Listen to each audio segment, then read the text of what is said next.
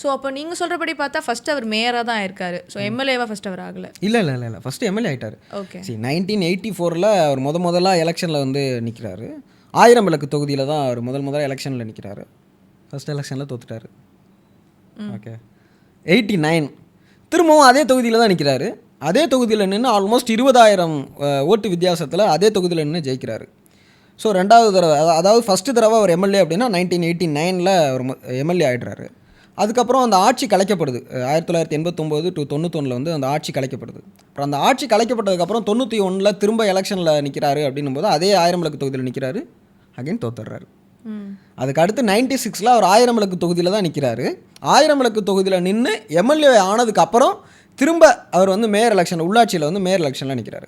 So எம்எல்ஏவாகவும் மேயராகவும் இருந்தார் அப்படிங்கிறது தான் 96 to 2001 அவருக்கு இருந்து, அதாவது எப்படி சொல்கிறது, 2 பதவிகளில் ஒரே ஆள் இருந்தார் அப்படின்றது தான். எம்எல்ஏவாகவும் அவருடைய பணியை பார்க்கணும், மேயராகவும் அவருடைய பணியை பார்க்கணும் அப்படிங்கிறது தான்.